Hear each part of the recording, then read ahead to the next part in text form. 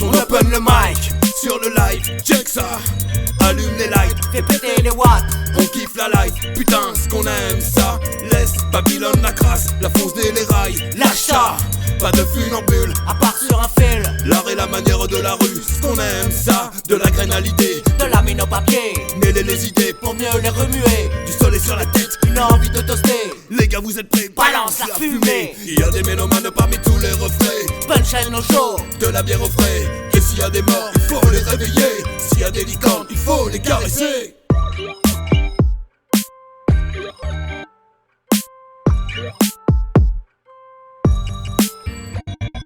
Est-ce que le monde il est ma poule? Hey. Est-ce que le monde il part en couille? Où ça? Est-ce que les poulets sont couchés? Ou pas? Est-ce que les moutons ils font paix? On en parle. on arrive comme cheveux sur la soupe. Atterré pile poil au millimètre. Laisse la place à 10 mélanges, un mini mec au mic. On kiffe la live bro, c'est pour nos russes et nos raf gros. Pression nominale, 16 bières picon. Le minimum syndical du con, au sel duquel on fout le boucan.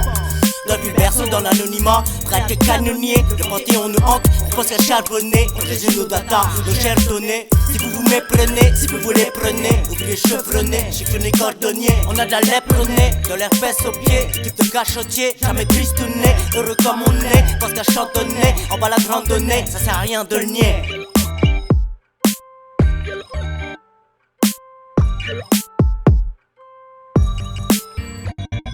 Est-ce que le monde il est ma poule? Hey. Est-ce que le monde il part en couille? Où ça?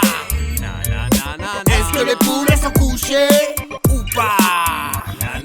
Est-ce que les moutons ils font paix? On en parle.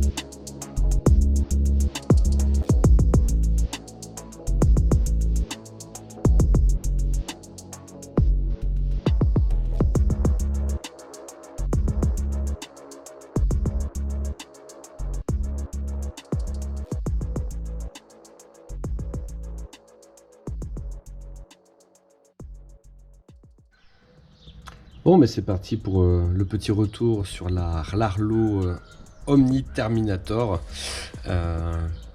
La fosse 1/10 de Cher Larlo. Monster Truck. Oui, parce qu'elle est vraiment petite en fait. Hein. C'est plus du... Allez, un 12, on dirait. Voilà. Après, c'est vrai que bon, niveau comportement, on n'est pas loin du N10 pour certaines choses. Donc, j'ai fait plusieurs packs avec la voiture sur la route. J'ai fait aussi des packs en skatepark, en 3S, rien de modifié. Donc, c'est la version carbone, donc la version aux alentours de 250 €. Et ça, c'est à noter le prix de cette voiture. Dans un premier lieu, la radiocommande.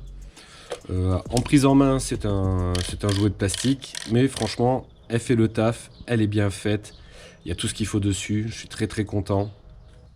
On peut gérer beaucoup de choses. À noter qu'il y a le gyro dessus qui fonctionne très très bien, là sur route, c'est sympa pour faire de la ligne droite, un petit peu de vitesse. Elle va pas vite, hein, c'est aux alentours des 50 km/h, pas plus. Comme ça en 3S, nickel. Son comportement, j'ai trouvé ça sain, sympa à conduire. On s'amuse bien avec. Nous Soussaï, nickel. Un petit peu de mal à monter sur l'arrière, parce que comme on le verra plus tard, ben les pneus, voilà, c'est de la bonne gomme. Franchement, ça accroche bien, ça adhère bien, mais ça ballonne pas. Donc quand elle monte, elle redescend directement. Et il y a aussi son poids. Elle est lourde, cette petite crevette là. Elle est lourde et avec beaucoup de poids devant. Ce qui m'a un petit peu embêté en skatepark. C'est que si on file droit, qu'on laisse pas de filet de gaz, pouf, elle repique du nez automatiquement. C'est un petit peu embêtant, mais bon après, voilà, pour bien s'habituer à laisser un filet de gaz pendant qu'on fait des sauts, voilà, c'est pas mal.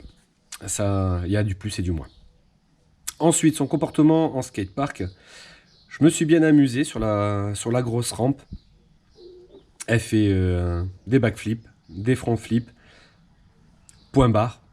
Les pneus ne ballonnent pas, donc elle va pas faire plus. Elle atterrit bien, au niveau de l'amortissement, c'est plutôt sympa. J'ai remarqué un petit point faible, c'est que si on remonte un petit peu, on sent que la tige vient taper dans le capuchon. Et ça, si on fait du gros saut, ça va créer ce qu'on a sur beaucoup de voitures, ça va casser à ce niveau-là, ça va tordre ou casser. C'est certain, c'est sûr. Donc il ne faut pas engager trop de poids sur cette voiture.